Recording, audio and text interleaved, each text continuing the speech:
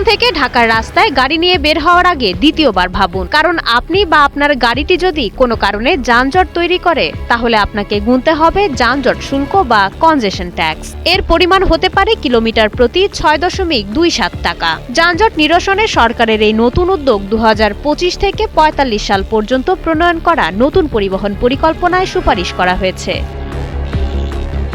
শুল্কটি সবাইকে দিতে হবে না, কেবল প্রাইভেট কার, মোটরসাইকেল ও ট্রাকের ওপর এই শুল্ক কার্যকর হবে। আবার সব রাস্তায়ও এটি প্রযোজ্য হবে না। যেসব রুটে মেট্রো রেল, বিআরটি বা উন্নত বাস পরিষেবার মতো আধুনিক গণপরিবহন ব্যবস্থা গড়ে উঠবে, কেবল সেই রুটগুলোতে চলাচল করলে এই শুল্ক দিতে হবে। অর্থাৎ সরকার আগে বিকল্প গণপরিবহন নিশ্চিত করবে, তারপরই কার্যকর করবে এই শুল্ক।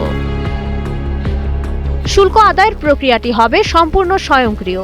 নির্ধারিত রাস্তায় রেডিও ফ্রিকোয়েন্সি আইডেন্টিফিকেশন বা আরএফআইডি প্রযুক্তির রিডার বসানো থাকবে। আপনার গাড়িতে থাকা ট্রান্সপন্ডারের মাধ্যমে যখনই সেই রাস্তা দিয়ে যাবেন, স্বয়ংক্রিয়ভাবে শুল্ক কেটে নেওয়া হবে। বিশেষজ্ঞরা পরামর্শ দিচ্ছেন, যানজটের তীব্রতা অনুযায়ী শুল্কের হার ভিন্ন হতে পারে, যাকে বলা হয় ভ্যারিয়েবল মাশুল। এটি মানুষকে রাস্তার ভিড় এড়াতে ভোরবেলা বা অফ পিক আওয়ারে যাতায়াতে উৎসাহিত করবে।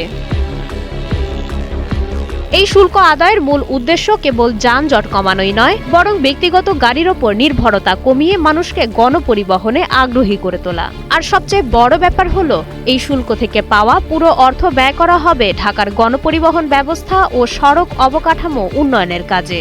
অর্থাৎ এই অর্থ আবার জনগণের যাতায়াত ব্যবস্থা সহজ করতেই ব্যবহৃত হবে। আধুনিক ঢাকা গড়ে তুলতে এই পরিকল্পনাটি একটি কার্যকর মাইলফলক হতে পারে বলে মনে করছেন বিশ্লেষকরা। মাইশা মালিহা, সময়ের আলো।